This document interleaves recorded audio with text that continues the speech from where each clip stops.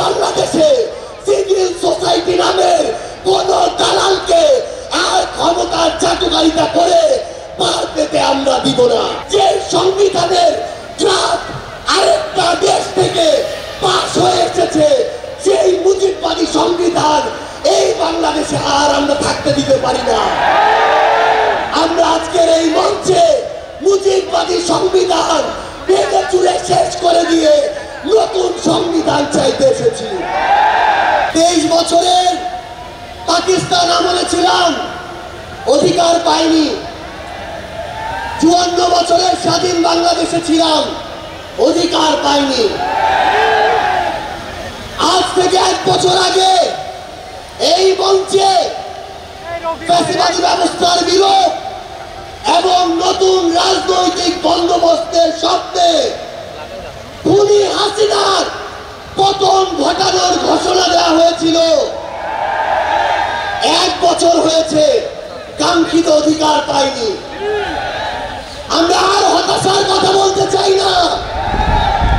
আগামীর বাংলাদেশে আমরা যে অধিকারগুলো পেতে চাই, যেভাবে বাংলাদেশকে দেখতে চাই, আমরা সেগুলো এই মঞ্চ থেকে বলতে এসেছি।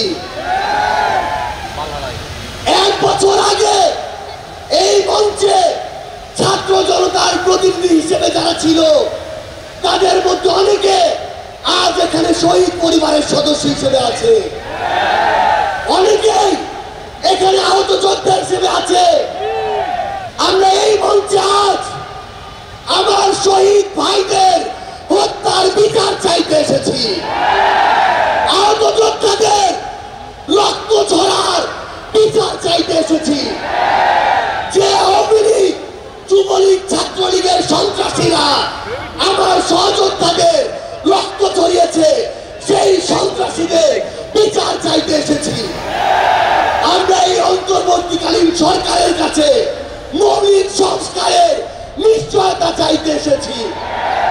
আমরা আমাদের অসহায় শহীদ পরিবারগুলো, একমাত্র অবলম্বন হারানো শহীদ পরিবারদের পুনর্বাসন চাইতে এসেছি। আমরা আমাদের আহত যোদ্ধাদের তাদের প্রয়োজনীয় চিকিৎসা নিশ্চিত করার অধিকার চাইতে এসেছি। আমরা আজকে এই মঞ্চে স্পষ্ট করে বলতে চাই, ওই 72-এ যে সংবিধান একটা দলের সংবিধান ছিল, যে সংবিধানের ড্রাফট আরেকটা দেশ থেকে পাস হয়ে এসেছে, সেই মুজিববাদী সংবিধান এই বাংলাদেশে আর আমরা থাকতে দিতে পারি না। আমরা আজকের এই মঞ্চে মুজিববাদী সংবিধান ভেঙে চুরে শেষ করে দিয়ে নতুন সংবিধান চাইতে এসেছি।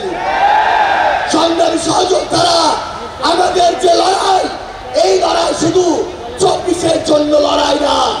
ওই 2009 সালে বিডিআর পরিকল্পিত হত্যাকাণ্ডে যাদের হত্যা করা হয়েছে, তার পিছনে প্রত্যেক কুশলীদের সর্বোচ্চ শাস্তি চাওয়ার জন্য আজকে আমরা এই মঞ্চে এসে হাজির হয়েছি।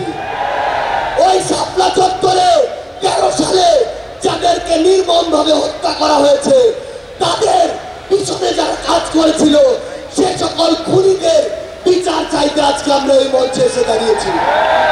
বাংলাদেশের আপামর ছাত্র জনতা, আমাদের সংগ্রামী সহযোদ্ধারা, আমরা শুধু আপনাদের স্পষ্ট করে একটা জিনিস বলি, এই বাংলাদেশে যেমন ইসলাম ফোবিয়ার জায়গা হবে না, ইসলাম বিদ্বেষের জায়গা হবে না।